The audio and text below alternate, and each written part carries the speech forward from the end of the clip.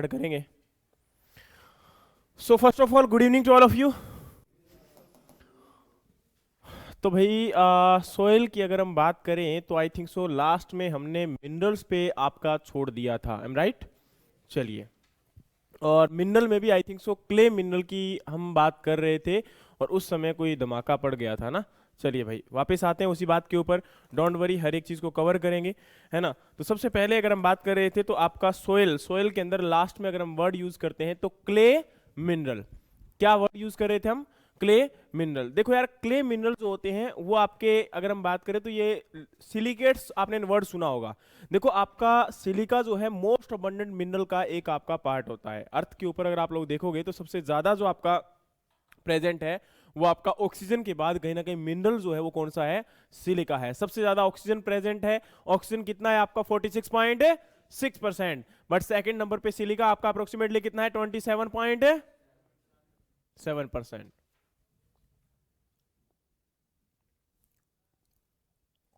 आगे अब तो दो चार रह गए।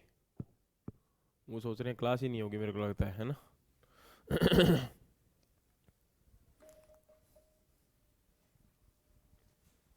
हाँ तो सुबह वाले भी आ गए एक आधा, फिर भी खाली है यार सीट, क्या चक्कर है?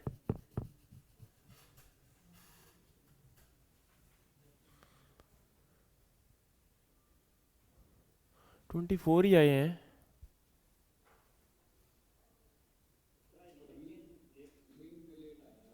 ओहो, अरे भाई क्या करूं। ये एक तो मेरे को लगता है फोन कर रहा है।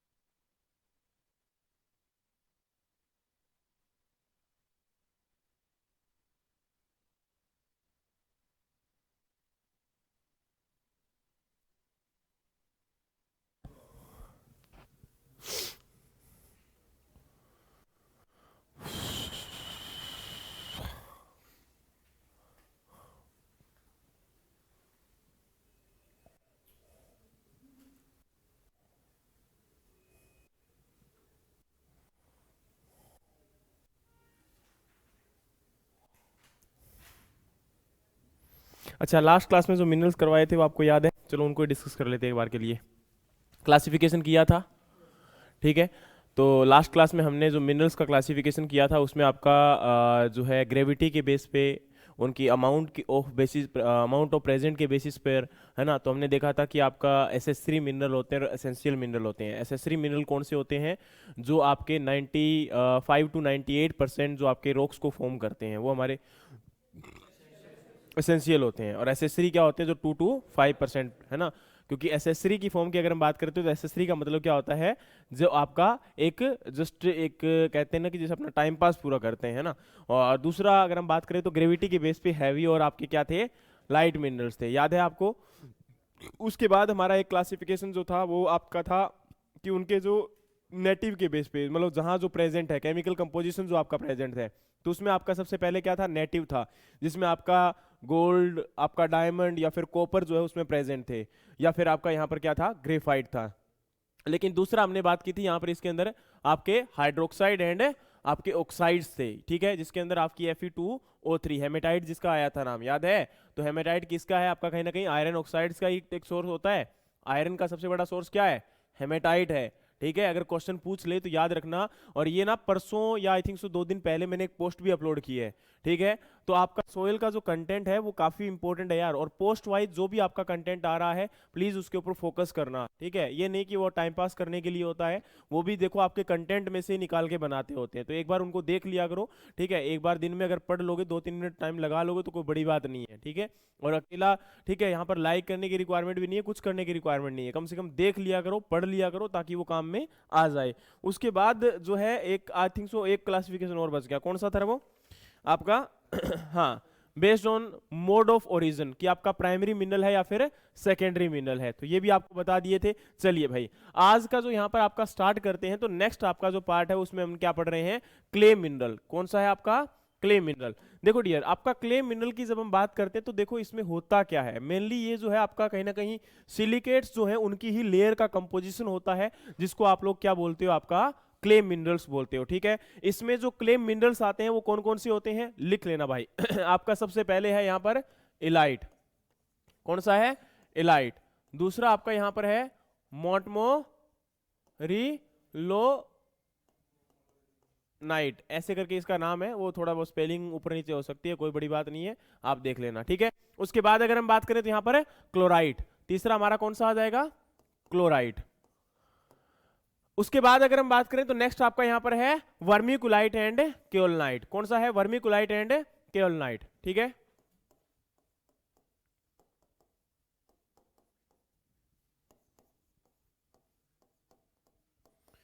ये हमारे एग्जांपल किसके हैं, आपके क्ले मिनरल। और क्ले मिनरल कौन सा होता है, प्राइमरी या फिर सेकेंडरी, कौन सा होता है, सेकेंडरी। प्राइमरी कौन कौन से होते हैं, सैंड और सिल्ट, सैंड और सिल्ट। देखो यार, यहाँ पर जो क्ले मिनरल है वो सेकेंडरी मिनरल है, और आप सब लोग जानते हैं कि सेकेंडरी मिनरल्स जो होते हैं वो कैसे फॉर्म होते हैं, सेकेंडरी मिनरल का क्या कंपोजिशन रहता है, क्या सिस्टम रहता है। आप सब लोग जानते हो कि प्राइमरी मिनरल से जो फॉर्म होते हैं उनको आप लोग क्या बोलते हो, सेकेंडरी मिनरल्स बोलते हो। जो आपका प्राइमरी मिनरल्स है उसकी वेदरिंग होने के बाद जो आपके मिनरल्स बनेंगे उन्हें आप लोग क्या बोलते हो, सेकेंडरी मिनरल्स बोलते हो। और आप सब लोग जानते हैं यहाँ पर कि जो आपका प्राइमरी मिनरल होता है, जो आपका प्राइमरी मिनरल्स होते हैं वो डायरेक्टली रॉक से क्या होते हैं, फॉर्म होते हैं, ठीक है। लेकिन सेकेंडरी मिनरल किससे फॉर्म होते हैं, आपके प्राइमरी मिनरल से फॉर्म होते हैं। यहां तक कोई दिक्कत है किसी को, कोई डाउट है किसी का, कोई क्वेश्चन है किसी का। चलिए भाई, अगले क्वेश्चन की, अगले उसके पार्ट की तरफ बढ़ते हैं। तो सबसे पहले आपका लिखना, क्ले मिनरल के अंदर एक पॉइंट बनाइए, 3 पॉइंट लिखने आपको। सबसे पहले लिखिए, most of the physiochemical and morphological property of soil are, most of the physiochemical and morphological property of soil are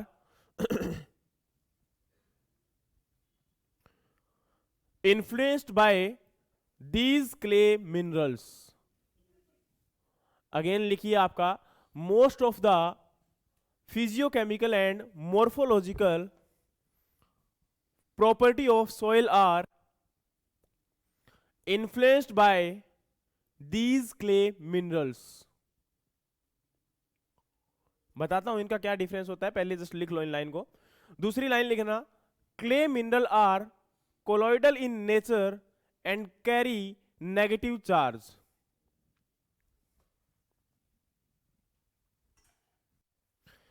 clay minerals are colloidal in nature and carry negative charge. Next आपका यहां पर है, negative charge in clay minerals, negative charge in clay minerals are responsible for, negative charge in clay minerals are responsible for attracting the positive charge, attracting the positive charge and act as a, and act as a source of, and act as a source of cation adsorption surface, cation adsorption surface and higher cation exchange capacity, and higher cation exchange capacity and higher cation exchange capacity, या higher CEC. CEC की full form क्या होती है? Cation exchange capacity. चलिए भाई, देखो यहां पर क्या लिखा है, इसका मतलब क्या है, ये तीनों आपको एक्सप्लेन कर देते हैं। देखो यहां पर पहली बात है, इनको लिखवाने का मतलब क्या है। देखो डियर, आप खुद जब लिखते हो तो कहीं ना कहीं आपका कोई पता नहीं होता, कोई पॉइंट कहीं लिखते हो, कोई पॉइंट कहीं लिखते हो, है ना। और ये जब पॉइंट आपके प्रिपेयर किए जाते हैं तो डेफिनेटली ये है कि अब जैसे मान के चलिए, है ना, इसको नोट्स को प्रिपेयर किया गया है तो ये पूरा का पूरा हैंड रिटन ही प्रिपेयर किया गया है ना। ये नहीं कि मतलब उठा लिया गया, और ये इसमें लगातार कंटिन्यू ऐड ऑन भी करते रहते हैं, कुछ रिमूव करते रहते हैं, है ना। तो ये आपका जब प्रिपेयर कर रहे हैं तो डेफिनेटली इसके अंदर बहुत सारी चीजों को आपका मतलब कहते हैं ना, जैसे मान के चलिए ये बुक है आपका डीके दास, सब लोग जानते होंगे, है ना, सोयल को। अब उसको छोड़ के सोच के देखिए कि आपकी पूरी बुक ये है ना। उस बुक का और एक दो बुक और है, उन सभी में से निकाला जाते हैं अप्रोक्सीमेटली 25 से आपकी 20 से 25 पेज होते हैं, 20 से 25 पेज होते हैं, है ना। अब 20 से 25 पेज निकाले जाएंगे और अब तुम इसमें से भी अगर कुछ छोड़ दोगे ना तो फिर समझ लेना यार, मतलब वो बहुत गलत है ना। तुम खुद सोच के देखो कि भी इतनी इतनी बड़ी बुक्स हैं, उन बुक्स में से भी अगर 20-25 पेज निकाले गए हैं, है ना। और ये नहीं कि बातें बनाने के लिए बोल रहा हूं, मजाक नहीं कर रहा हूं यार, इसी में से निकालते हैं और खुद पढ़ के फिर आपको निकाल के देते हैं, है ना। ये नहीं कि अब देखो पीपीटी भी बना के दे सकता था फिर तो मूड बना के, और पीपीटी बनी पड़ी है, ऐसी कोई दिक्कत वाली बात नहीं है। पीपीटी भी आपको दिखा दूंगा, आपके अकाउंट में प्रेजेंट भी है, आप लोग देख लीजिए, उसमें कोई बड़ी बात नहीं है। लेकिन पीपीटी में कंटेंट कितना होता है आप लोगों को भी पता है, उसमें क्या कंटेंट आपका आ जाएगा और क्या मैं एक्सप्लेन कर दूंगा और क्या उसमें दिखा दूंगा आपको। तो ये चीज बहुत जरूरी है कि हमें पीपीटी के ऊपर इतना रिलायबल नहीं होना कि सारा पीपीटी के ऊपर बोझ डाल दें। हमें अपना कंटेंट खुद बनाना है, और खुद हैंड रिटन जो नोट्स आपके तैयार होते हैं उससे कंटेंट अच्छा कोई नहीं होता। और दूसरा, आपका अगर पीपीटी हैंड रिटन आपके और आपके पास जो गए हैं नोट्स, उन नोट्स को अगर आप पढ़ लेते हो तो डेफिनेटली बोलता हूं कि उससे ऊपर आपका कुछ भी नहीं है। ठीक है, तो सबसे पहले आप लोग इनको तैयार कर लो ताकि आपका एग्जाम में कोई भी क्वेश्चन आपका नहीं रुकना चाहिए। अगर आप लोग इनको पढ़ लेते हो तो अप्रोक्सीमेटली आई थिंक सो 30 और 20 50 और 50 और 10 कितने होते हैं? 60। 70 पेज मुश्किल से बनेंगे, और 70 पेज में भी अगर हम बात करें तो 5 से 10 पेज रिपीट हो जाते हैं, तो टोटल 60 पेज आपके सोयल साइंस के हैं। और 60 पेज सोयल साइंस के अगर आप लोग पढ़ लेते हो तो मैं आपसे वादा करता हूं कि उसके बाद कुछ नहीं बचने वाला। ठीक है, तो प्लीज इनको यार छोड़ मत देना, एक एक लाइन को आप लिखते हुए चलोगे, और एक लाइन भी आपकी, एक पॉइंट भी आपका नहीं छोड़ना है। ठीक है, चलिए, तो सबसे पहले हम बात कर रहे हैं यहां पर क्ले मिनरल की। तो क्ले मिनरल में मैंने क्या बोला, पहली लाइन मैंने बोली कि clay mineral are the most of मतलब sorry these are the most of the physiological या फिर आपकी जो मॉर्फोलॉजिकल जो प्रॉपर्टीज है किसकी, आपकी सोयल की, वो इफेक्ट होती है किसकी वजह से? क्ले मिनरल की वजह से। अब देखो कैसे इफेक्ट होती है, इस बात को जानना बहुत जरूरी है इसको, क्योंकि देखो मान के चलिए आपकी सोयल के अंदर अगर आप क्ले को ऐड कर दोगे, क्ले एक्चुअल में क्या होता है? टेक्सचर होता है, सेकेंडरी मिनरल है ना। आपने पढ़ा होगा सोयल के अंदर एक टेक्सचर होता है, एक स्ट्रक्चर होता है, यस और नो। टेक्सचर में आपकी तीन चीजों को पढ़ते हो, कौन कौन सी? सैंड, सिल्ट और क्ले, ये टेक्सचर ही तो क्रिएट करते हैं। तो सैंड की अगर हम बात करें, सिल्ट की बात करें और क्ले की बात करते हैं, तो इसमें सबसे पहले याद रखना आपका यहां पर किसको? क्ले को। देखो सैंड सिल्ट जो है वो सोइल के अंदर होते भी हैं तो भी आपकी सोइल की प्रॉपर्टी जितनी ज्यादा इफेक्ट नहीं होती, इनका बिल्कुल अलग रहता है। लेकिन हमें क्ले की रिक्वायरमेंट बहुत ज्यादा होती है। क्यों होती है उस बात को समझते हैं, क्योंकि क्ले जैसे ही सोइल में आती है तो वो हमारे लिए इंपॉर्टेंट भी हो जाती है, और सोइल की बहुत सारी केमिकल कंपोजिशन को ये क्या कर देती है? चेंज कर देती है। समझ में आया मैंने क्या बोला? तो यहां पर समझते हैं कि कैसे चेंज करती है।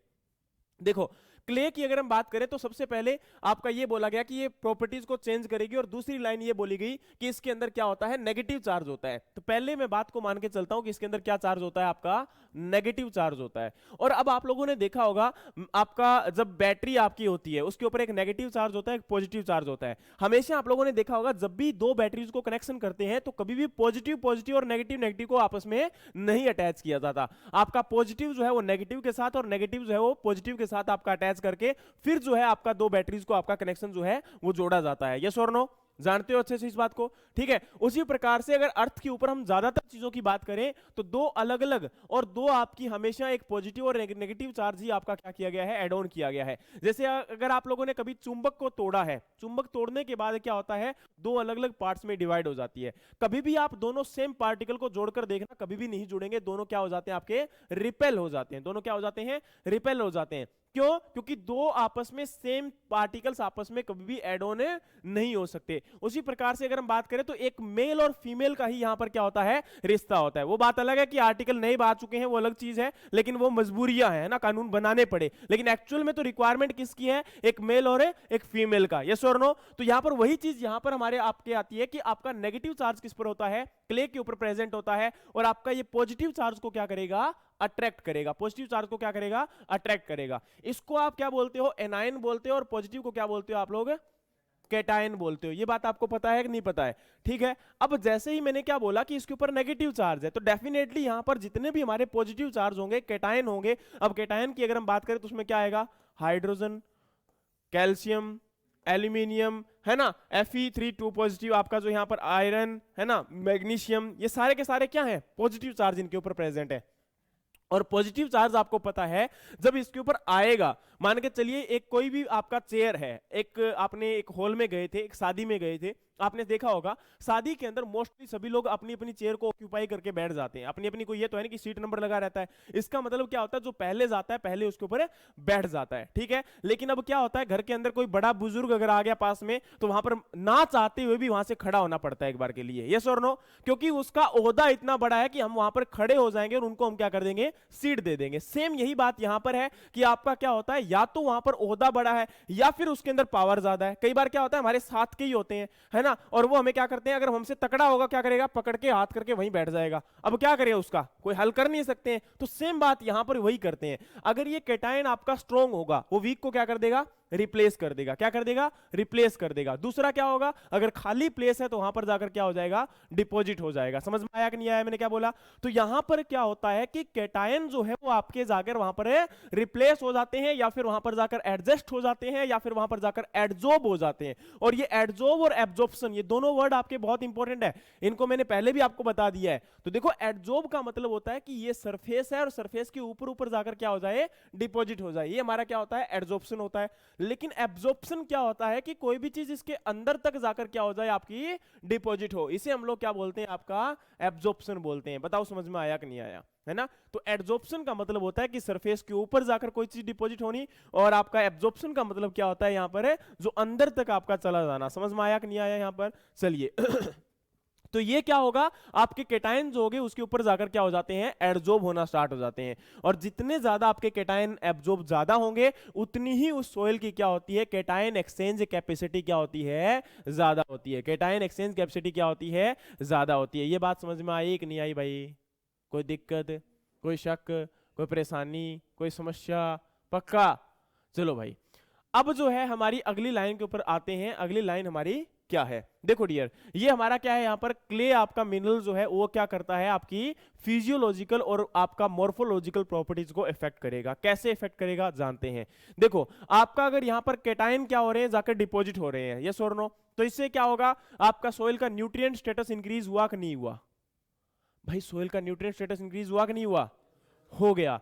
लेकिन दूसरी बात, मुझे एक बात और बताइएगा कि आपकी सोइल के अंदर न्यूट्रिएंट स्टेटस इंक्रीज हो रहा है, डेफिनेटली बहुत अच्छी बात है। दूसरी बात क्या हो रही है कि आपका जो क्ले पार्टिकल है उसके अंदर एक प्रॉपर्टी होती है कि क्ले आपका सभी सोइल पार्टिकल को बाउंड करके रखता है। क्या करके रखता है? बाउंड करके रखता है आपस में। इसके अंदर जो एडहेशन और कोहेजन की प्रॉपर्टी होती है वो क्या होती है, ज्यादा होती है। सोइल आपका यहां पर क्ले पार्टिकल अपने क्ले पार्टिकल को भी बाउंड करके रखेगा, और आपका क्ले पार्टिकल वाटर को भी क्या करके रखेगा, बाउंड करके रखेगा। मतलब इसके अंदर आपकी एडहेशन और कोहेजन प्रॉपर्टी दोनों ही क्या होती हैं, ज्यादा होती हैं। तो एक बात बताइए, अगर इसके अंदर लॉन्ग टर्म तक आपका वाटर जो है वो एड ऑन है, तो डेफिनेटली यहां पर क्या आपका इफेक्ट हो रहा है कि आपका जो सोयल के अंदर वाटर होल्डिंग कैपेसिटी है और वाटर रिटेंशन कैपेसिटी है वो क्या हो रही है, आपकी इंक्रीज हो रही है। वाटर रिटेंशन कैपेसिटी क्या हो रही है, आपकी इंक्रीज हो रही है। वाटर रिटेंशन कैपेसिटी का मतलब है कि वाटर लॉन्ग टर्म तक यहां पर क्या रहेगा, अवेलेबल रहेगा। अब बताओ कि सोयल की प्रॉपर्टी चेंज हुई कि नहीं हुई? हुई कि नहीं हुई? हुई, है ना? 15 लाख आए कि नहीं आए? चलिए, तो ये हमारा क्या हुआ, सोयल की फिजिकल और केमिकल प्रॉपर्टीज आपकी चेंज हो गई। समझ में आया? तो ये हमारा किसका काम है, क्ले का काम है। और क्ले का अभी तक इफेक्ट पूरा हुआ नहीं है, आगे आने वाले टाइम में अभी बहुत कुछ करना है। जब हम टेक्सचर में आएंगे तो टेक्सचर के अंदर और भी प्रॉपर्टीज किसके अंदर पढ़ेंगे, लेकिन अभी तक हमारा इतना ही पार्ट है, कवर करते हैं। अब हमारी अगली बात के ऊपर आते हैं।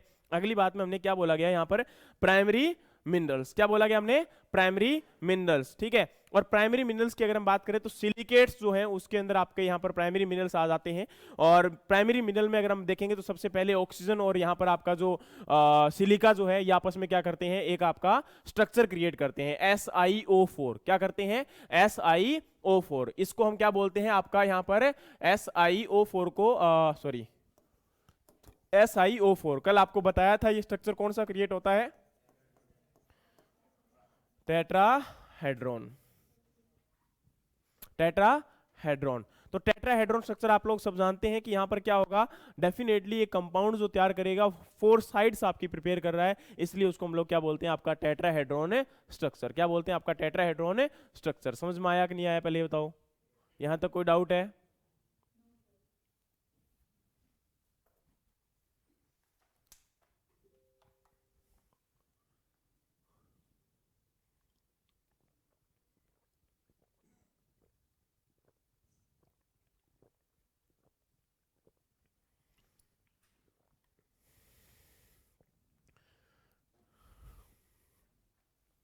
तो देखिए इस बात को यहां पर टेट्राहेड्रॉन स्ट्रक्चर।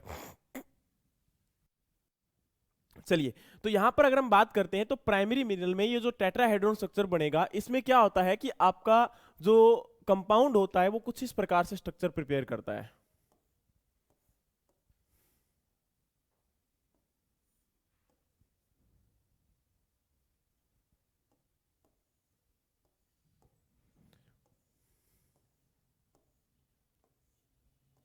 अभी तक खत्म नहीं हुआ।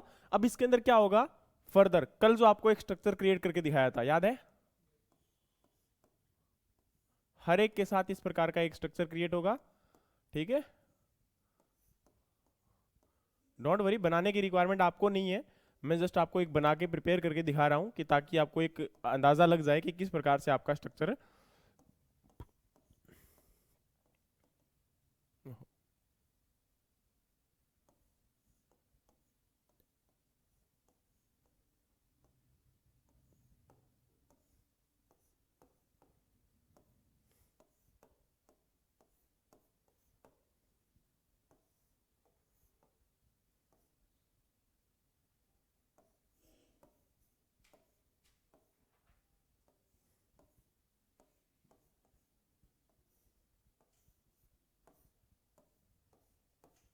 तो ये हमारा क्या हुआ, इस प्रकार से स्ट्रक्चर प्रिपेयर हो जाता है जिसके अंदर हेक्सागोनल ये पूरा का पूरा स्ट्रक्चर प्रिपेयर रहेगा।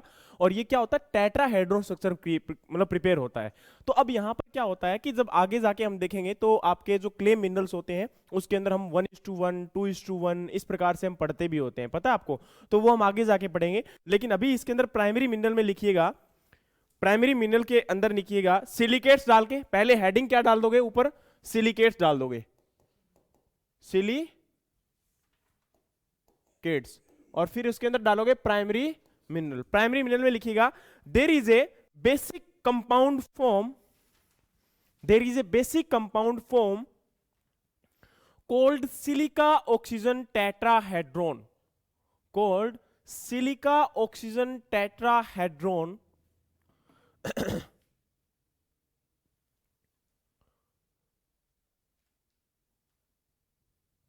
और ब्रैकेट में डाल देना SiO4, SiO4। That's why silicate minerals are, that's why silicate mineral are more dominant, bracket में डाल देना 90%, 90%। सिलिकेट मिनरल का मतलब पता क्या हुआ? भी मोस्टली मिनरल किससे जुड़े हुए हैं? सिलिका के साथ जुड़े हुए हैं, ठीक है। चलिए अगला हमारा लिखना सीट स्ट्रक्चर, जो हमारा अभी ये बनाया था ना ये structure, seat structure arising from, seed structure arising from linking of, arising from linking of 3 neighboring tetrahedron, 3 neighboring, neighbour है ना, प्रोनाउंसिएशन मेरी ऐसी है, थोड़ा सा ध्यान कर लेना। 3 नेबरिंग टेट्राहेड्रॉन। एग्जाम्पल इसका है, एग्जाम्पल डाल के, और माइका फाइलो सिलिकेट्स। माइका क्या होता है आपका? फाइलोसिलिकेट्स होता है। आगे समझाता हूं क्या होता है फाइलोसिलिकेट्स, पहले ये लिख लो। आपका बन गया, आपका लिख लिया। अगली लाइन लिखो, maximum linkage is attend in, maximum linkage is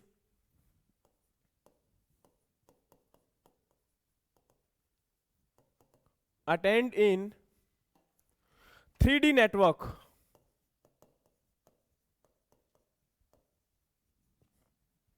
where all oxygen, where all oxygen ions are shared between tetrahedron. Such structure are known as tetrasilicates. Example are quartz and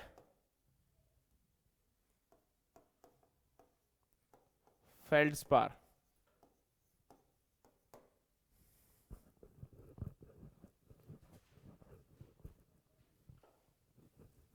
लिख लिया? ये सुनो, अगला लिखो, डिपेंड ऑन टेट्राहेड्रॉन स्ट्रक्चर। अगली line लिखना, यहां पर अगली लाइन लिखना, depend on tetrahedron structure the silicate mineral are, the silicate mineral are classified into the following 4 groups, classified into the following 4 groups. ये क्या होता है आपका? 4 ग्रुप्स के अंदर इसको डिवाइड किया जाता है, क्लासिफाई किया जाता है। देखो ये सारी कहानी जो अभी तक मैंने समझाई थी, अभी तक लिखवाई थी, उसका एक ही रीजन था कि ये जो 4 एग्जाम्पल है, ये 4 जो आपकी क्लासेस है, इसके अंदर कोई बड़ा काम नहीं होगा, बहुत छोटा छोटा काम है। बस क्या होता है, एग्जाम के अंदर क्वेश्चंस पूछ लेते हैं, which of the following is an example of phyllosilicate, which of the following is an example of आपका यहाँ पर टेट्रासिलिकेट्स, है ना। तो ये आपका इस प्रकार से एग्जाम में क्वेश्चन आ जाता है। बस केवल 2 क्वेश्चन आएंगे यहाँ पर, एक तो फाइलोसिलिकेट से, एक टेट्रासिलिकेट से। इसके अंदर 4 क्लासेस है, लेकिन 4 में से 2 क्या है आपकी, बहुत इंपॉर्टेंट है। समझ में आया मैंने क्या बोला? तो पहली क्लास लिखिए, ये 2 पहली क्लास काफी इंपॉर्टेंट नहीं है, बस इनके एग्जाम्पल इंपॉर्टेंट है, लेकिन बाकियों के बारे में हमें जानना भी पड़ेगा, ठीक है। सबसे पहले लिखिए ऑर्थोसिलिकेट्स। सबसे पहली क्लास आपकी क्या है? ऑर्थोसिलिकेट्स। एग्जाम्पल आपका है ओलिविन। ऑर्थोसिलिकेट्स का एग्जाम्पल आपका लिखिएगा,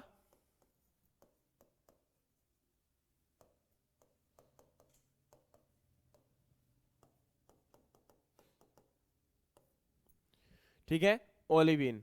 ओलिविन का अगर आपको स्ट्रक्चरल कंपोजिशन लिखना है तो FeMg2,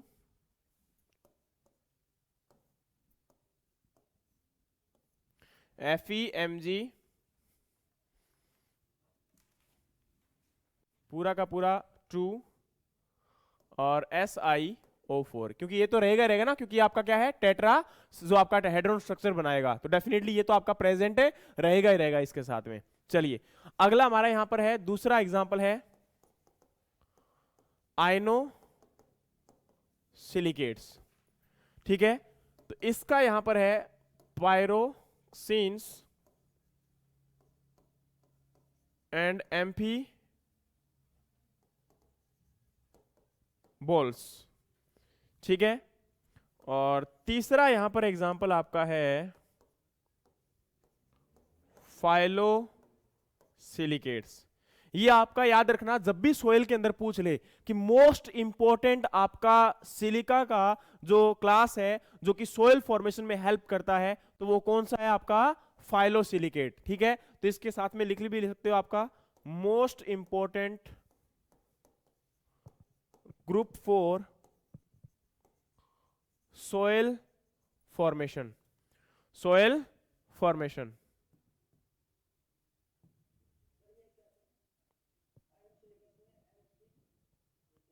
अरे एम्फी बोल्स, AM।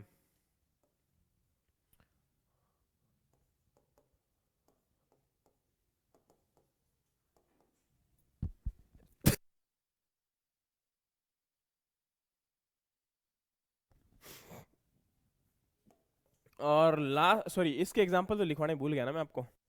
एग्जाम्पल आपका एक ही है यार, कौन सा? माइका, अभी तो लिखवाया था आपको। और माइका के अंदर दो माइका आपके आ रहे हैं, एक बायोटाइट है और एक है कौन सा व्हाइट है इसमें से? एक आपका व्हाइट माइका होता है, एक ब्लैक माइका होता है, पता आपको कौन सा व्हाइट माइका है? वेरी गुड, मस्को व्हाइट जो है वो क्या है आपका? व्हाइट माइका है। और बायोटाइट क्या है आपका? ब्लैक माइका है। तो देखो बी से ब्लैक, ठीक है, बी से ब्लैक, ये आपका याद रह जाएगा। और एम फिर दूसरा तो व्हाइट हो ही जाएगा। समझ में आ गई मैंने क्या बोला? तो यहां पर आपका ब्लैक ये माइका है और ये आपका व्हाइट माइका है। क्वेश्चन कई बार ये भी रेज होता है कि आपका इनमें से हाईली वेदर्ड कौन सा है। मतलब जब कंडीशन आती है ना, तो इसमें याद रखना हाईली जो वेदरिंग जो होती है वो किस में होती है। तो जो ब्लैक माइका होता है ना, उसमें हाईलिंग वेदरिंग होती है, सबसे ज्यादा वेदरिंग जो होती है ब्लैक माइका में होती है। लेकिन कई बार आपका व्हाइट माइका ऑप्शन में होता है, तो याद रखना व्हाइट माइका में हाईली वेदरिंग में नहीं है, आपका वेदरिंग में नहीं आएगा, वेदरिंग रेजिस्टेंट होता है। ठीक है, ये क्या होता है आपका? वेदरिंग रेजिस्टेंट होता है। तो ये कभी भी इसका आंसर नहीं रहेगा, कई बार हम लिख लेते हैं इसको और गलत कर लेते हैं। ठीक है, चलिए।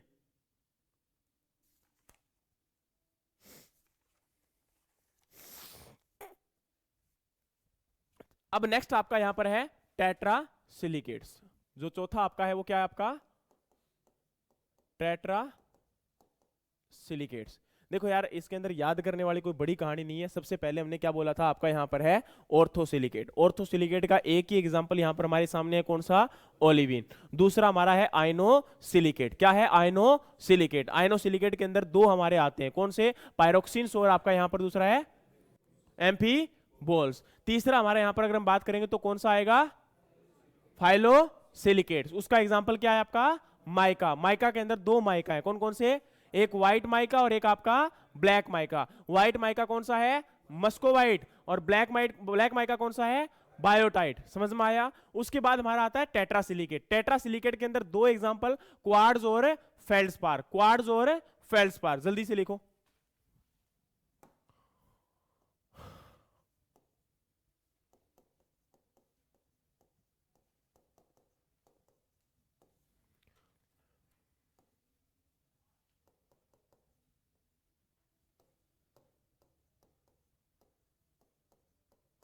ठीक है, क्वार्ट्ज और फेल्डस्पार के अंदर इनकी जो प्रॉपर्टीज है उन्हें हमें एक्सप्लेन करना पड़ेगा, क्योंकि एग्जाम में इनकी प्रॉपर्टी से बहुत बार क्वेश्चंस आपके आ चुके हैं। तो सबसे पहले आपका क्वार्ट्ज, और ये नहीं कि बहुत बड़ी प्रॉपर्टीज है, कोई बड़ी बात नहीं है। देखो क्वार्ट्ज लिखो, पहला पॉइंट इसके अंदर लिखो,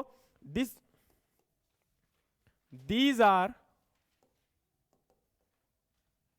highly dense packed and highly pure minerals. दूसरा पॉइंट लिखना यहां पर, मोस्ट रेजिस्टेंट टू वेदरिंग। देखो आप सब लोग जानते हैं यहां पर अच्छे से कि हाईली डेंस पैक्ड है आपका, यानी कि बहुत ज्यादा अच्छे से क्या है, इसके अंदर जो स्ट्रक्चर है वो क्या है? बहुत ज्यादा कॉम्पैक्ट है। और स्ट्रक्चर किसी चीज का कॉम्पैक्ट होगा तो उसको तोड़ना हार्ड होगा, सॉरी, तोड़ना आपका जल्दी होगा या मुश्किल होगा? डेफिनेटली बहुत ज्यादा मुश्किल होगा। तो यहां पर आपका जो है ये हाईली डेंस पैक्ड होने की वजह से डेफिनेटली हाईली प्योर भी होगा, और इसको ब्रेक डाउन करना भी क्या होगा? बहुत ज्यादा मुश्किल होगा। इसीलिए इसके अंदर जो वेदरिंग होती है वो हाईली रेजिस्टेंट होता है। वेदरिंग के अगेंस्ट में क्या होगा? हाईली रेजिस्टेंट होगा। तो इसको तोड़ पाना मुश्किल है, मतलब होगा डेफिनेटली यहां पर। मतलब ये नहीं कि आपको जल्दी से ब्रेक डाउन कर दोगे, क्योंकि हाईली क्या है? कॉम्पैक्ट है, हाईली रिजिड है। इसके लिए यहां पर वर्ड यूज कर सकते हो क्या? Highly rigid, highly compact. ठीक है, चलिए, या फिर हाईली मतलब डेंस पैक्ड। चलिए, तो ये हमारा क्वार्ट्ज हुआ। दूसरा हमारा फेल्डस्पार के बारे में प्रॉपर्टीज लिख लेते हैं। देखो फेल्डस्पार की अगर हम बात करेंगे तो याद रखना, फेल्डस्पार जो है ये आपका 61% of mineral are formed with feldspar 61% of minerals, ठीक है। फेल्डस्पार के अंदर पहला पॉइंट क्या है आपका, 61% of minerals are formed with feldspar, formed with feldspar. दूसरा लिखना, these are the non ferro magnesium mineral. दूसरा पॉइंट क्या है, these are non ferro magnesium minerals, यानी कि इसके अंदर मतलब क्या है, फेरो मतलब आयरन होता है, मैग्नीशियम मतलब मैग्नीशियम होता है, आप सब लोग जानते हो, है ना। तो यहां पर आपका आयरन और मैग्नीशियम जो होगा इसके अंदर क्या नहीं रहेगा, प्रेजेंट नहीं रहेगा, प्रेजेंट नहीं रहेगा। नेक्स्ट हमारी लाइन लिखना, दीज कॉन्टेंट्स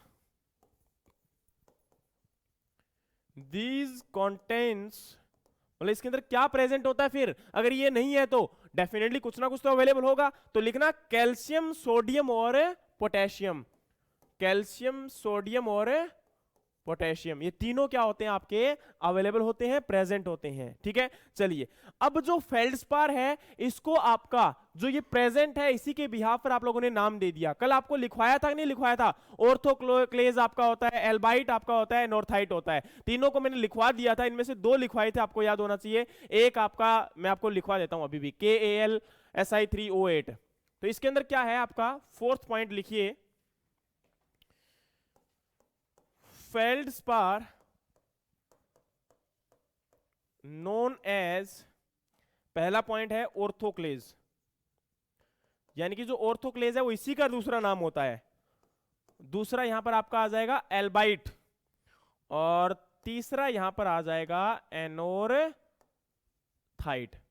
समझ में आया? अब यहां पर देखो, ऑर्थोक्लेज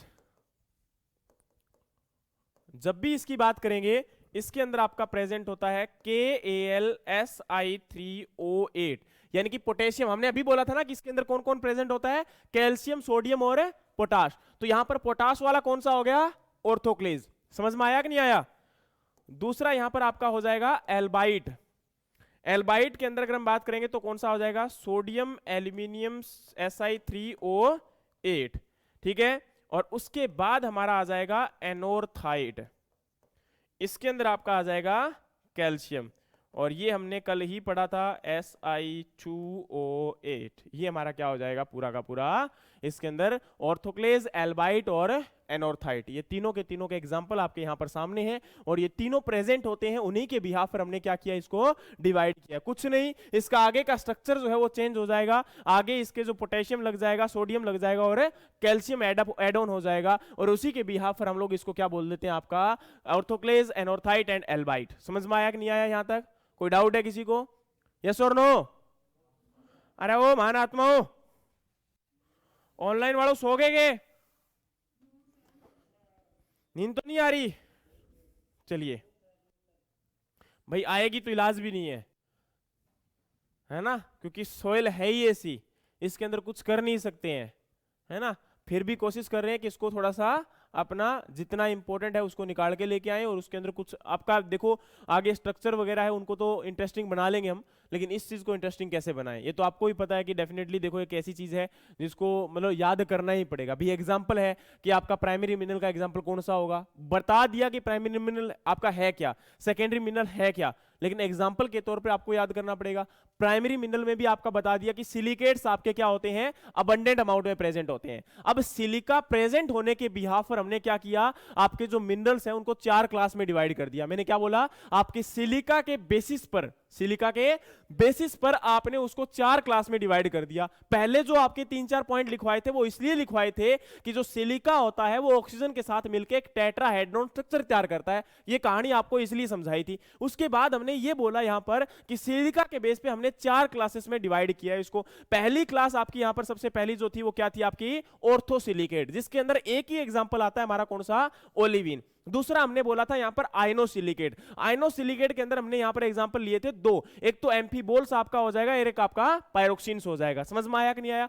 तीसरी बात हमने यहां पर क्या बोली थी, आपका टेट्रा जो है आपका यहाँ पर सिलिकेट, नहीं सॉरी, टेट्रासिलिकेट से पहले आपका फाइलोसिलिकेट। फाइलोसिलिकेट में आपका माइका, और माइका के अंदर आपका दो प्रकार का माइका है, एक व्हाइट माइका और एक ब्लैक माइका है। हमने याद रखा कि ब्लैक माइका मतलब बायोटाइट, बी से बी। दूसरा हमारा जो बच गया वो व्हाइट माइका, कौन सा, मस्कोवाइट। समझ में आया कि नहीं आया? तीसरी बात, सॉरी चौथा पॉइंट हमारा यहां पर था कौन सा, टेट्रासिलिकेट। टेट्रासिलिकेट में हमने बोला भी दो एग्जांपल है, एक क्वार्ट्ज है, एक आपका फेल्डस्पार है। समझ में आया मैंने क्या बोला? तो यहां पर जो आपका क्वार्ट्ज है और फेल्डस्पार, इन दोनों की प्रॉपर्टी है। क्वार्ट्ज आपका हाईली डेंस है, हाईली पैक्ड है, हाईली प्योर है, हाईली रिजिड है, हाईली स्ट्रॉन्ग है, और इसीलिए इसके अंदर जो वेदरिंग होती है वो भी क्या है, लीस्ट होती है, बहुत कम वेदरिंग होती है। यानी कि सबसे ज्यादा जो रेजिस्टेंट वेदरिंग में होगा कौन सा होगा, क्वार्ट्ज में होगा। नेक्स्ट अगर हम बात करेंगे तो फेल्डस्पार की बात कर ली। फेल्डस्पार बोलता है कि भाई 61% मिनरल जो है मेरी वजह से बनते हैं, मेरे से आते हैं सारे के सारे। तो यहां पर फेल्डस्पार के बारे में प्रॉपर्टी पढ़ना स्टार्ट किया कि ये नॉन फेरोमैग्नीशियम होता है। कौन सा होता है, नॉन फेरोमैग्नीशियम, मतलब इसके अंदर आयरन और मैग्नीशियम प्रेजेंट है नहीं होता। तो नहीं होता तो प्रेजेंट क्या होगा, डेफिनेटली कोई सॉल्ट में प्रेजेंट होगा भाई। कौन सा, आपका यहां पर कैल्शियम प्रेजेंट होगा, आपका यहां पर पोटेशियम प्रेजेंट होगा, और आपका यहां पर है सोडियम प्रेजेंट होगा। कैल्शियम के बिहाफ पर हम लोग इसको क्या बोलते हैं, एनोर्थाइड बोल देते हैं। लेकिन जो हमारा यहां पर पोटेशियम होता है उसके बिहाफ पर हम ऑर्थोक्लेज बोल देते हैं। और बचा एल्बाइड, तो वो हमारा क्या हो जाएगा, आपका सोडियम हो जाएगा। बताओ भाई समझ में आया कि नहीं आया? समझ में आ गया? तो ये कोई रट्टा मारने वाली बात नहीं है कि रट्टा आपका लग जाएगा, ये आपको याद करना पड़ेगा, और जितना रिपीटेशन में आएगा उतना ही आपका ये याद होगा। समझ में आ रहा है कि नहीं आ रहा? ठीक है, आज भी जब 2 लेक्चर के बाद, 4 लेक्चर के बाद आपको देखता है तो इसको याद करना पड़ता है, एक बार के लिए पढ़ना पड़ता है। क्यों? क्योंकि पता है भाई ये याद नहीं रहेगा। ठीक है, लेकिन अब इतना हो चुका है कि एक बार आंखों में से निकल जाए तो 2-3 दिन के लिए क्या रहता है, याद रहता है। उसको चाहे किसी भी प्रकार से आपका बुलवा लो, लेकिन एक बार दिक्कत ये आती है कि जब आपका 5-7 दिन 10 दिन निकल जाते हैं, उसके बाद ये वापिस से भूल जाओगे आप लोग। फिर आपको क्या करना पड़ेगा, उसको आंखों में से निकालना पड़ेगा और उसको फिर याद करना पड़ेगा। और ये डेफिनेटली तभी पॉसिबल है जब उसको आपका रिपीटेशन में आप लोग लेके आओगे। रिपीटेशन में नहीं लेके आओगे तो फिर चाहे कुछ भी कर लेना, नहीं याद होने वाला। समझ में आ गया? चलिए नेक्स्ट हमारा जो है यहाँ पर फेरोमैग्नीशियम मिनरल। अब देखो नाम आ गया तो भाई इसकी बात भी कर लेते हैं कि इसके एग्जांपल क्या होते हैं। ठीक है, फेरोमैग्नीशियम मिनरल, ये आपका यहां पर अलग से एक बना लेना, इसके अंदर लिख लेना फेरोमैग्नीशियम मिनरल। और फेरोमैग्नीशियम मिनरल का जो एग्जांपल है वो क्या है आपका, ओलिविन, पायरोक्सिन्स। डोंट वरी, नोट्स में नहीं मिलेंगे इनमें से काफी चीजें, काफी क्या मतलब ये पार्ट है ही नहीं, तभी लिखवा रहा हूं आपको। ठीक है, आपका यहाँ पर है जो नोट्स है उसमें ये चीज नहीं है, लिखा हुआ नहीं है ये आपका। आने वाले टाइम में देखेंगे कुछ ऐड ऑन करेंगे, बट अभी समय नहीं है, आप लोगों को पता है और हमें भी पता है। ठीक है, तो इसलिए मैं आपको जल्दी जल्दी से लिखवा रहा हूँ, ऐड ऑन करवा रहा हूँ। लिख लो पहले। देखो हमने क्या बोला यहाँ पर आपका ओलिविन्स, और ये क्या होता है कि हर एग्जाम में नहीं आता, इसलिए मतलब कुछ बार क्या होता है नोट्स को अलग रखा जाता है, कुछ मतलब आपका ऐड ऑन करवा दिया जाता है। लेकिन आपके वाले में क्या है, 2 ही तो सब्जेक्ट है यार, एक सोइल है और एक एग्रो है। अगर हमने सोइल को भी नहीं किया ढंग से और बाई चांस कौन क्वेश्चन आ गए, ठीक है, नहीं आए तो फिर छोड़ देंगे, क्या दिक्कत है, लेकिन आ गए तो हमारा क्वेश्चन तो नहीं रुकना चाहिए ना कम से कम। तो इसीलिए हम लोग इसको कर लेते हैं। जैसे एएफओ वगैरह उसमें इतना नहीं आता है इसके अंदर, है ना, लेकिन अभी हमें तो पढ़ना ही पड़ेगा भाई, इंपॉर्टेंट है ये आपके। ठीक है, चलिए तो हमने क्या बोला यहाँ पर आपका फेरोमैग्नीशियम मिनरल। तो सबसे पहले आपका यहां पर क्या आ जाएगा, ओलिविन, फिर आपका यहां पर आ जाएगा पायरोक्सिन्स, फिर आपका यहां पर आ जाएगा एम्फी बोल्स, और लास्ट में यहां पर आपका आ जाएगा बायोटाइट। ठीक है, और यहां पर जो आपका है नॉन फेरोमैग्नीशियम, नॉन फेरोमैग्नीशियम की अगर हम बात करेंगे तो सबसे पहले एग्जांपल तो आपका अभी पढ़ के आए हैं, कौन सा, फेल्डस्पार और क्वार्ट्ज, ये दोनों रहेंगे। और लास्ट आपका मस्कोवाइट। यानी कि देखो अब आपको एक चीज समझ में आनी चाहिए कि भाई जिसमें आयरन और मैग्नीशियम आपका नहीं प्रेजेंट है, ये आपके हैं कौन कौन से, आयरन सॉरी फेल्डस्पार, क्वार्ट्ज, और आप अगला क्या है, मस्कोवाइट। लेकिन ओलिविन, पायरोक्सिन, एम्फीबोल और बायोटाइट क्या है आपके, ये फेरोमैग्नीशियम है, इसके अंदर आयरन और मैग्नीशियम क्या होते हैं, प्रेजेंट होते हैं। समझ में आया कि नहीं आया यहां तक? चलिए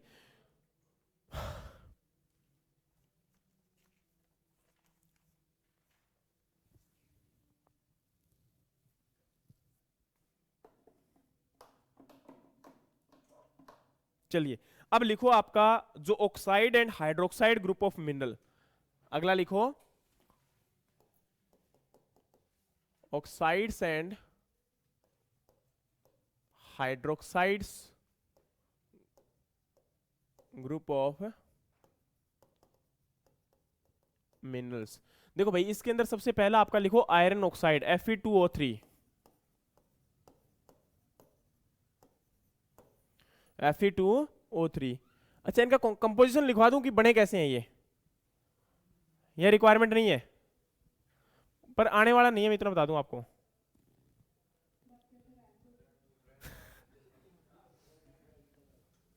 ठीक है, चलो फिर लिखो Fe2O3। अगला लिखो एल्यूमिनियम ऑक्साइड Al2O3। बस फिर रहने दो, है ना। चलिए, Al2O3। और अब अगला लिखो Fe2। अब देखो यहां पर आपका Fe2O3 है, इसके अंदर जब लिखते हो तो इसको आप लोग बोलते क्या हो, ये आपका हेमेटाइट होता है।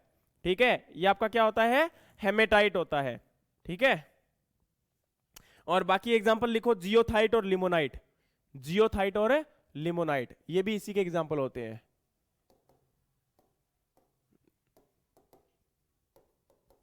मतलब ये आयरन ग्रुप से बिलोंग करते हैं, तुम्हें ये पता लग जाएगा। ठीक है, ये दोनों ही किससे बिलोंग करते हैं, ये हेमेटाइट भी।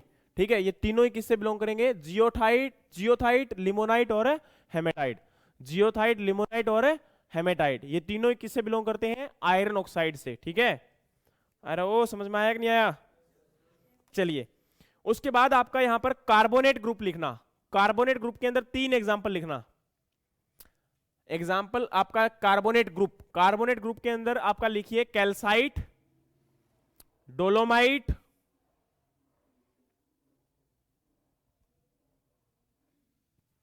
कैल्साइट, डोलोमाइट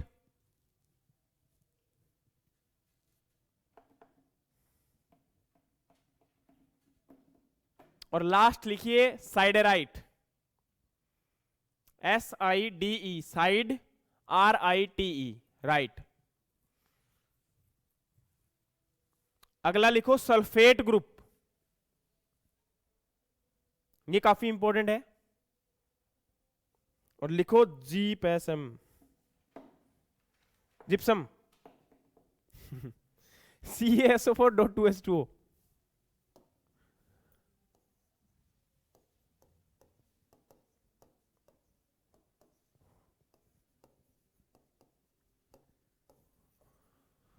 ये क्या है आपका, जिप्सम। समझ में आया कि नहीं आया, यहां तो कोई डाउट है किसी को। बट जिप्सम में आगे लिखो this is used for, this is used for reclamation of alkaline soil, this is used for reclamation of alkaline soil। बहुत इंपॉर्टेंट है ये पॉइंट, ये लाइन आपकी काफी इंपॉर्टेंट है और कई एग्जाम में एज इट इज आती है ये।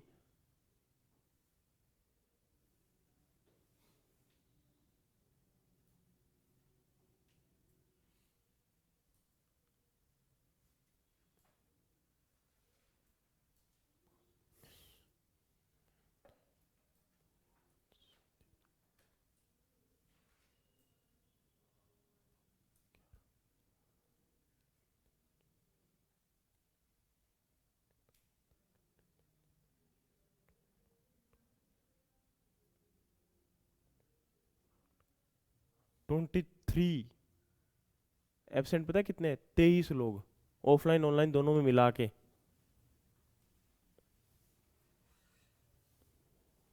बड़े रामी हो यार आप लोग। क्या बोल रहा था मैं,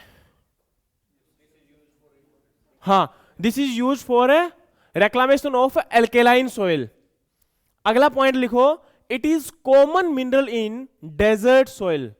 अगला पॉइंट है it is common mineral in desert soil and in sedimentary rocks, and in sedimentary rocks. This is common mineral in desert soil and in sedimentary rocks. अगला पॉइंट लिखना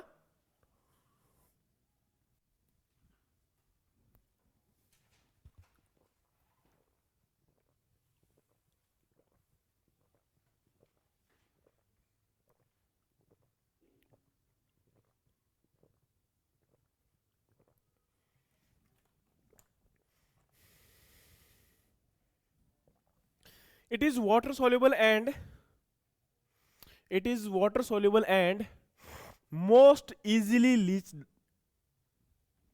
most easily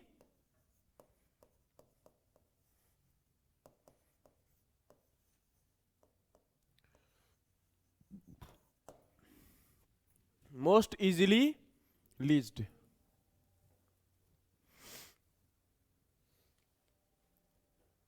नेक्स्ट लिखो। अब secondary mineral आ गया भाई, primary mineral की कहानी खत्म होती है। अब लिखो secondary mineral, these are formed with, these are, बता तो आपको दिया ये किससे बनता है, ये प्राइमरी मिनरल से ना। These are formed with weathering on, these are formed with weathering on pre-existing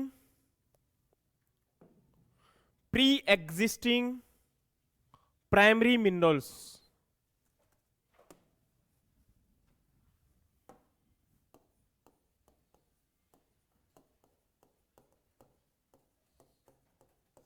equation लिख लेना, feldspar plus water is equal to clay mineral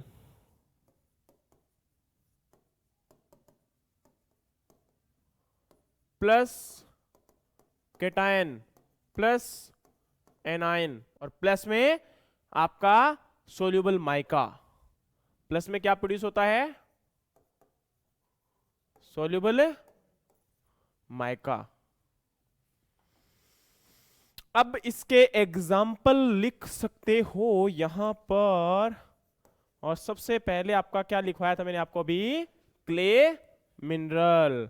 और क्ले मिनरल के ब्रैकेट में लिख लेना इलाइट, मॉन्टमोरोलाइट और आपका केओलनाइट लिखवाए थे ना अभी, वर्मिकुलाइट, उनको लिख लेना। और साथ में लिख लेना आयरन एंड एल्यूमिनियम ऑक्साइड।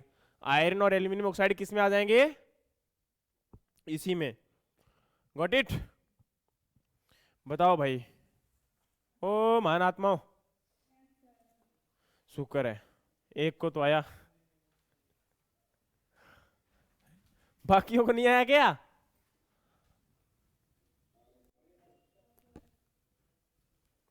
यार तुम बोल दिया करो, मजा नहीं आता, मतलब सारा तुम वो कर देते हो धाराशाही। लिखो भाई, वेदरिंग एबिलिटी के बेस पे आप लोग उनका वो लिख लेना कि वेदरिंग एबिलिटी मतलब सबसे ज्यादा किसकी होती है, सबसे ज्यादा हाईली रेजिस्टेंट कौन है, ठीक है, उसके बिहाफ पर।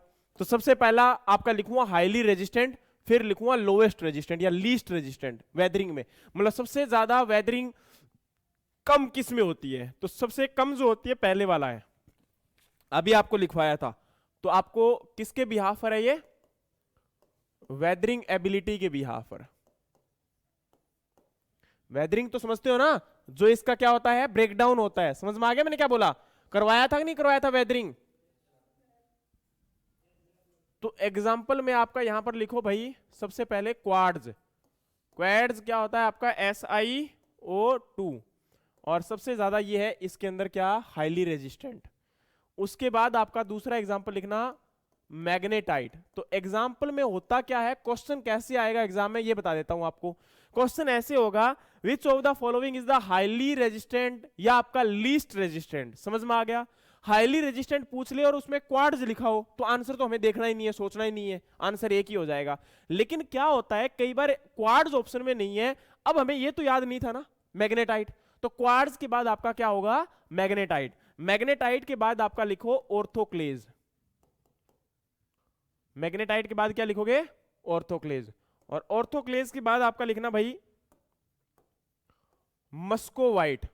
और मस्कोवाइट याद आ गया, कौन सा,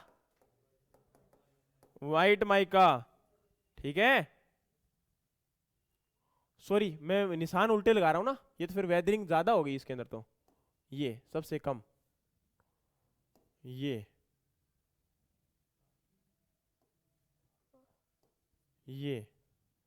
और फिर इसके बाद है टॉर्मेलाइन।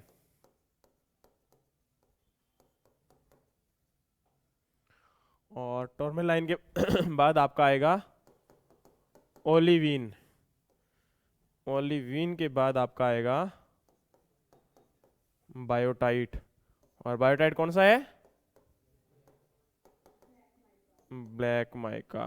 ठीक है, ये दोनों जो होते हैं इनके अंदर हाईली वेदरिंग कंडीशन होती है, सबसे ज्यादा जो वेदरिंग है इन दोनों में होती है, वेरी हाई जिसको आप लोग बोल सकते हो। उसके बाद मस्को व्हाइट और टर्मेलाइन, इन दोनों को मैंने यहां पर इसलिए लिखा क्योंकि इन दोनों के अंदर क्या होता है, लो वेदरिंग होती है। और ये आपके तीनों ही ऐसे हैं जिनके अंदर वेरी लो होती है, लेकिन सबसे कम तो इसी में होगी ना। ठीक है, तो इन तीनों को ध्यान रखना भाई, आपके कई बार एग्जाम में क्वेश्चन यहां से आपके नोट डाउन हो जाते होते हैं। ठीक है, कर लोगे?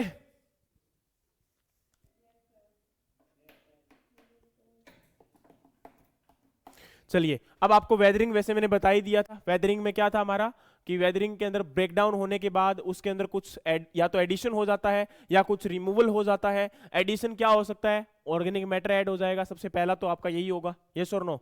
दूसरा क्या हो जाएगा, वाटर एड ऑन हो सकता है उसके अंदर, यस और नो।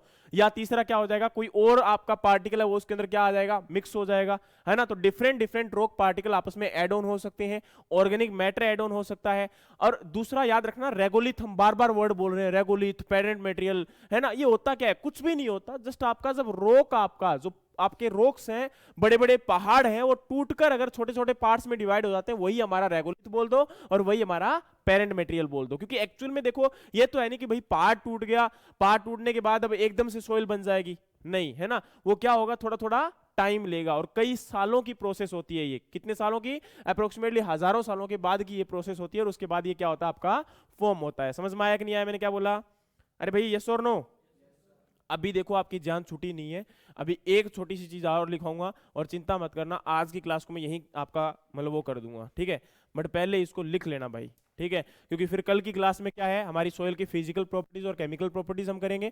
और उसके बाद आपका जो ये क्या कहते हैं, सोयल का जो बेसिक पार्ट है ना, उसको हम मतलब पहले समझेंगे कि सोयल क्या है, सोयल के अंदर आपका जो ऊपर का सरफेस सोयल क्या है, सब सरफेस सोयल क्या है। अगर आप लोग पढ़ के आ सकते हो, थोड़ी बहुत मेहरबानी अगर कर सकते हो तो कर लेना भाई, अगर गलती कर सकते हो। और मैं इतना बता दूं कि शायद आज की क्लास में से क्वेश्चन आए या ना आए, हो सकता है 10% चांस हो सकते हैं, लेकिन कल की क्लास से तो ये समझ लेना कि 90% क्वेश्चन के आंसर आपके आने के चांसेस हो सकते हैं। समझ में आया मैंने क्या बोला?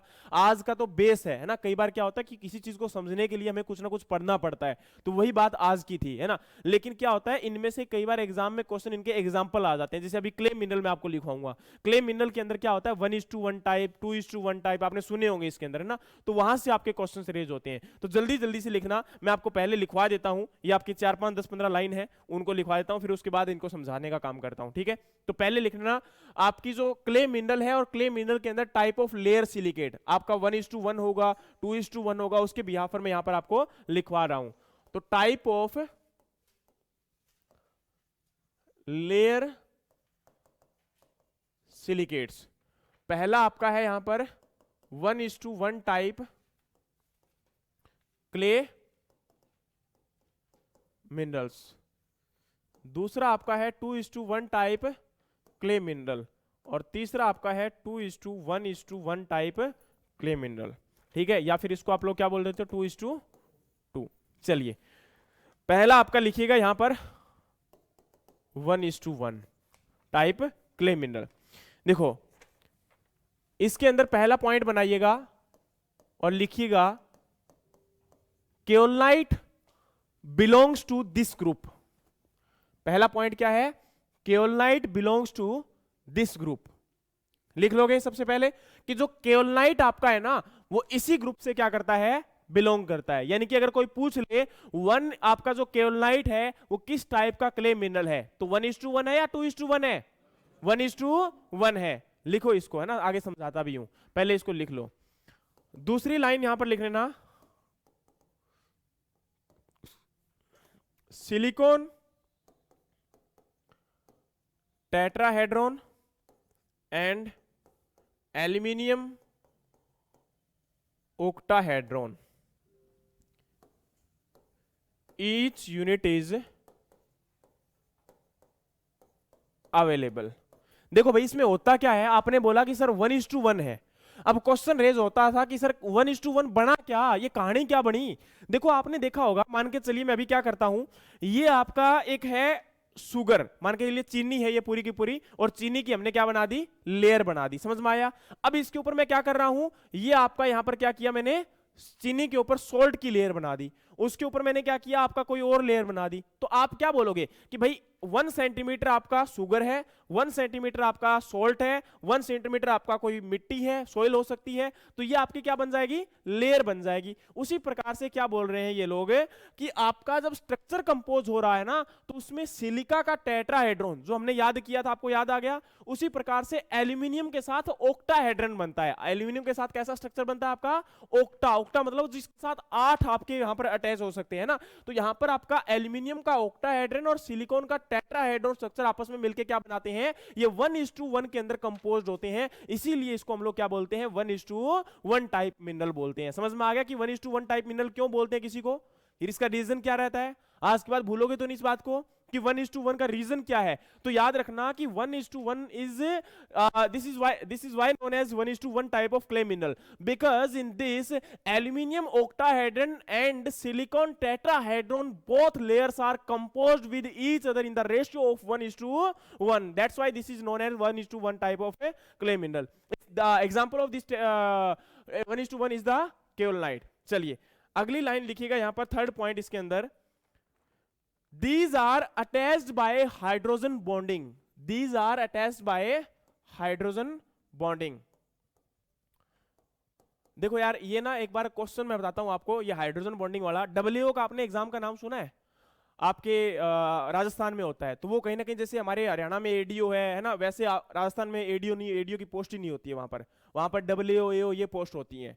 तो वहां एक्चुअल में क्या है कि वो लेवल आपका इक्विवेलेंट ही है कहीं ना कहीं, तो इसलिए उस लेवल के एग्जाम में ये क्वेश्चन आया हुआ था कि जो आपके मिनरल्स हैं यहां पर, जो आपके यहां पर 2:1 या 1:1 के अंदर जो मिनरल्स आपके कंपोज होते हैं, उनके अंदर जो बॉन्ड बनता है वो बॉन्ड कौन सा होता है, हाइड्रोजन बॉन्ड होता है, कोवेलेंट बॉन्ड होता है। तो याद रखना वो बॉन्ड कौन सा होता है, these are attached by the hydrogen bonding, these are attached by the hydrogen bonding. देखो कई बार क्या होता है, हम लोग सोच लेते हैं कि यार एक छोटी सी तो लाइन लिखी है, क्यों बकवास कर रहे हैं कि किससे अटैच होता है, लेकिन ये छोटी सी लाइन भी क्या हो जाती है, कई बार आपका मतलब बहुत बड़ा पॉइंट बन जाता है। तो डेफिनेटली हमें लिखने में कोई दिक्कत नहीं है, याद करने में भी कोई दिक्कत नहीं है। अगर लिख रहे हैं तो डेफिनेटली हमें पता है ना कि 2 लाइन बन रही है भाई, और 2 चीजें अटैच भी हो रही है, तो अटैच होने के लिए चीज क्या यूज कर रहे हैं, है ना। अगर आपने बोला कि दीवार के ऊपर पोस्टर लगाना है, भाई आपने चेपी यूज की थी, आपने गूंद यूज किया था, आपने फेविकॉल यूज किया था, तो बात तो वही है ना। यहां पर कौन सा बॉन्ड यूज किया था, हाइड्रोजन बॉन्ड यूज किया था भाई। चलिए अगला पॉइंट लिखो, kaolinite exhibit very little plasticity, cohesion, shrinkage and swelling. Don't worry लिखवा रहा हूं, ठीक है। आपका जो केओलिनाइट ग्रुप है, केओलिनाइट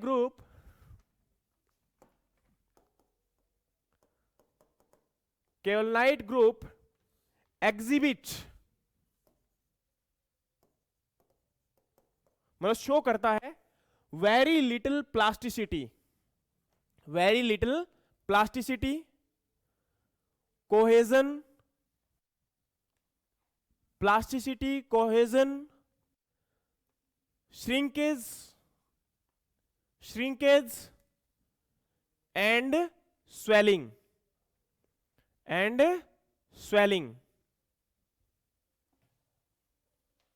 हो गया, यस और नो। चलिए अब अगला लिखना, एग्जिबिट मतलब ये शो करता है, ये आपका इस प्रकार से बिहेव करता है, ठीक है, ये आपका मतलब लेके आता है, कुछ भी बोल दो आप यहां पर ना कि मतलब इसके अंदर क्या होता है आपको। देखो मैं आपको समझा देता हूं पहले 1:1, फिर उसके बाद में आगे बढ़ेंगे।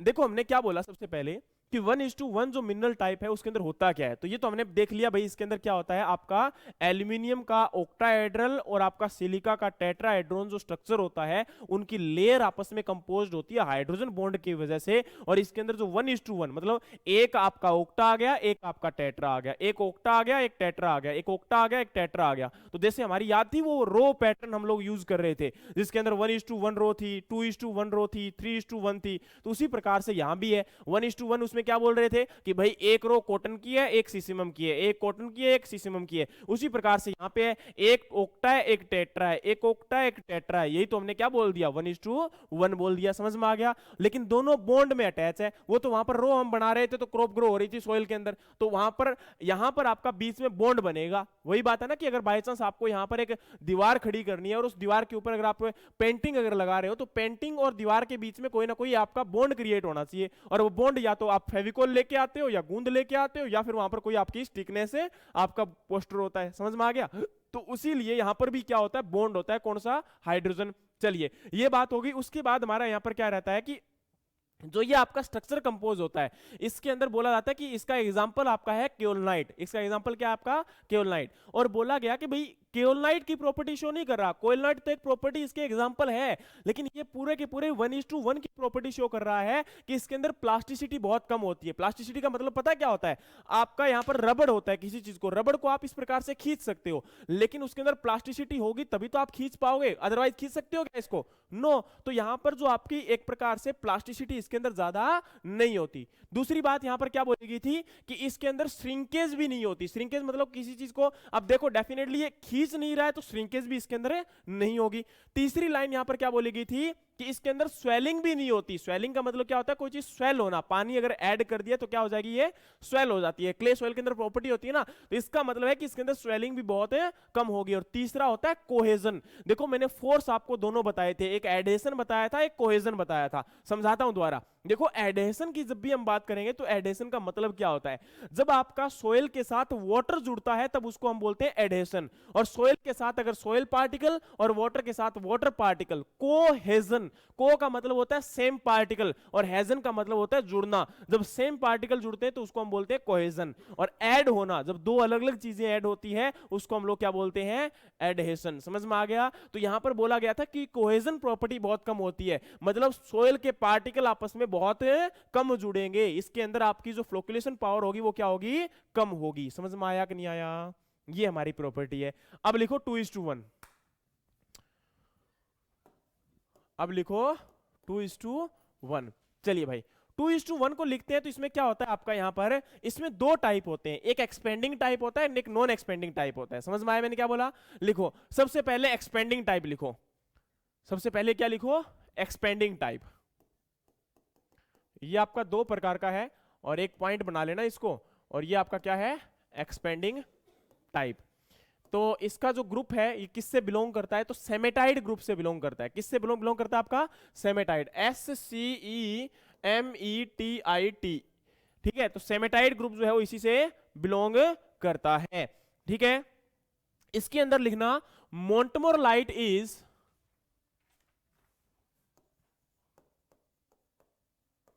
मोंटमोरिलियोनाइट इज मोस्ट प्रोमिनेंट मिनरल। ठीक है, दूसरा पॉइंट इसके अंदर लिख लेना, ईच लेयर इज, बहुत इंपॉर्टेंट पॉइंट आ गया ये आपका कि ये जो 2:1 है क्यों है,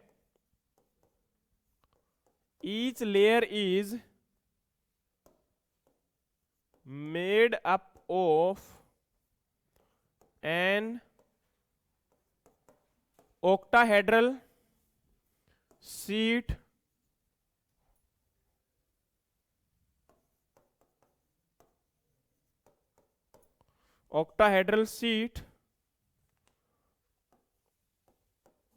sandwich between two tetrahedral, या इसको टेट्राहेड्रल किसकी बनी होती है, सिलिका सीट। समझ में आया। देखो इसको 2:1 क्यों बोला गया, 2:1 इसलिए बोला गया क्योंकि इसके अंदर क्या होता है आपका, यहां पर दो, तो अब देखो यहां पर एन ऑक्टाहेड्रल, मतलब एक तो ऑक्टाहेड्रल की सीट रहेगी और दो किसकी रहेंगी, टेट्रा की रहेंगी। समझ में आ गया। तो इसलिए इसको क्या बोला हमने, आपका 2:1 बोला। और एक्सपेंडिंग और नॉन एक्सपेंडिंग, अब दूसरा यहां पर नॉन एक्सपेंडिंग का एग्जांपल लिख लो और उसका नाम होता है कौन सा, नॉन एक्सपेंडिंग, और एग्जांपल रहेगा माइका। देखो एक्सपेंडिंग और नॉन एक्सपेंडिंग का मतलब क्या होता है, एक्सपेंडिंग का मतलब होता है कि कोई चीज एक्सपेंड हो सकती है। जैसे मान के चलिए आपने पानी डाला तो सोइल, आपकी क्ले सोइल क्या हो जाती है, एक्सपेंड हो जाती है, यस और नो। तो यहां पर वही चीज बोली गई है कि किसके अंदर एक्सपेंडिंग प्रॉपर्टी और किसके अंदर एक्सपेंडिंग प्रॉपर्टी नहीं है। तो यहां पर जो सेमेटाइड ग्रुप से बिलोंग करती है उसके अंदर क्या होती है, आपकी एक्सपेंडिंग प्रॉपर्टी होती है। और जो आपका यहां पर माइका ग्रुप से बिलोंग करता है उसके अंदर क्या होती है, आपकी नॉन एक्सपेंडिंग प्रॉपर्टी होती है, ठीक है। लेकिन इसमें स्ट्रक्चर का बोला गया था कि स्ट्रक्चर कैसा है, 2:1, तो डेफिनेटली इसमें 2 टेट्राहेड्रॉन है और 1 आपका ऑक्टाहेड्रॉन है, और इसका मोस्ट प्रोमिनेंट जो ग्रुप है यहां पर वो कौन सा है, मोंटमोरलाइट है, ठीक है। कौन सा है, मोंटमोरलाइट है। और लास्ट लिख लेना 2:1:1 टाइप, ठीक है, 2:1:1 टाइप। तो इसका एग्जांपल आपका लिख लेना क्लोराइड, इसका एग्जांपल आपका क्या लिख लेना, क्लोराइड भी। क्लोराइड जो है या क्लोराइड ग्रुप जो है वो मेनली या फिर इसी से बिलोंग करता है मेनली, है ना। ये सिलिका, ये सिलिकेट ग्रुप होता है, किससे बिलोंग करता है, आपका क्लोराइड से बिलोंग करता है। इसमें क्या होता है कि 2 टेट्राहेड्रल होती है और 1 ऑक्टा 1 ऑक्टा इस प्रकार से प्रेजेंट होती है, ठीक है। तो इसमें 2 ऑक्टा है और 2 ही आपके क्या है, टेट्रा है, और कुछ नहीं है। 2 ऑक्टा 2 टेट्रा, तभी तो क्या बना, पहले टेट्रा की 2 आ गई और फिर आपकी 1 ऑक्टा, फिर 1 ऑक्टा, ठीक है। तो इसको आप 1:2:2 भी लिख लेते हो, कोई बड़ी बात है नहीं है। समझ में आया, अरे यस और नो।